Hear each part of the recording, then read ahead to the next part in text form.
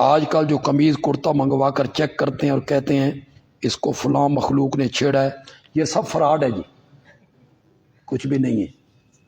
یہ قمیضوں کو ماپنا اور یہ کرنا کچھ نہیں، اس میں کوئی حقیقت نہیں ہے، یہ سب فراڈ ہے۔ اور لوگ پاگل بنے ہوئے ہیں اور انہوں نے لوگوں کو پاگل بنا رکھا ہے۔ 99% مریض جو ہوتے ہیں ذہنی مریض ہوتے ہیں، انہیں کوئی جن شن نہیں ہوتا، کوئی جادو جن کا چکر نہیں ہوتا، کیا ہوتے ہیں؟ ذہنی مریض ہوتے ہیں۔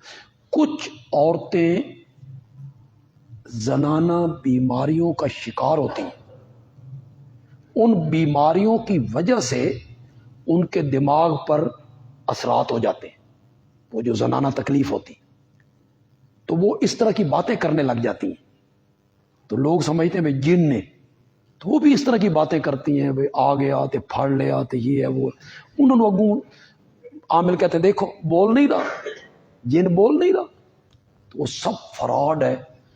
اللہ ان سے پوچھے، اور یہ جو سچی بات لوگوں کو نہیں بتاتے، اللہ انہوں دا میچا ضرور لینا۔ انہوں نے کئی لوگوں کی زندگیاں خراب کی، کئی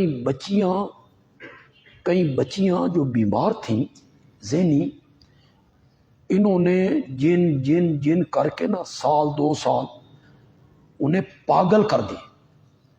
اب ڈاکٹر کہتے ہیں اور ساڑھے وس سے بھی شروع میں بتاتے تو ہم کنٹرول کرتے، انہوں نے پاگل کر دی ہے۔ یہ سارا فراڈ اور چکر چلایا انہوں نے۔ حضرت قاضی صاحب کہا کرتے تھے اٹک کے علاقے میں 60 سال پہلے ایک تعویذ تھا دینے والا تھا، 5 روپے لیتا تھا، 60 سال پہلے 5 روپے۔ ہم جب سکول میں پڑھتے تھے نا، ہمیں 1 آنا ملتا تھا جی، 1 روپیے کے 16 آنے ہوتے تھے، 1 روپیے کے 16 آنے، 1 آنا ہمیں ملتا تھا۔ 1 آنے کے 4 پیسے ہوتے تھے، ہم 1 پیسے کی چیز لیتے، 3 پیسے واپس لیتے۔ انہیں بھی نہ سمجھنا میں حضرت نوح دے زمانے دا پہ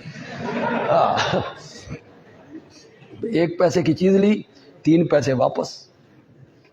تو اس زمانے میں 5 روپے لیتا تھا وہ، اس زمانے۔ تو حضرت قاضی صاحب کہتے ہیں بندے نے تعویذ لیا، تو وہ بندہ آ گیا، اس نے کہا جی فائدہ تو ہویا کوئی نہیں، کچھ بھی نہیں۔ اس نے کہا ایک اور لے، اس نے 5 روپے دیے، دوسرا لیا، پھر گیا، اس نے کہا نہیں ہوا تو اور لے۔ وہ جب تیسری مرتبہ گیا تو اس نے کہا فائدہ کو نہیں ہوا، تو پیر صاحب نے کہا کیوں نہیں ہوا؟ ہوا ہے، 10 نہیں ہویا، مین ہوئے، مجھے 15 روپے ملے۔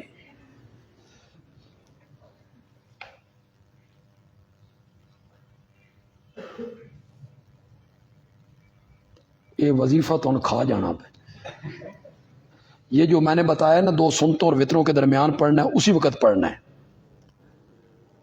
شہنشاہ نقوی اس آیت سے ماتم کا استدلال کرتا ہے، یا آصف علی یوسف جزت ہی نہ ہو، بچوں جو ماتم دی کوئی دلیل ہے تے لے آؤ۔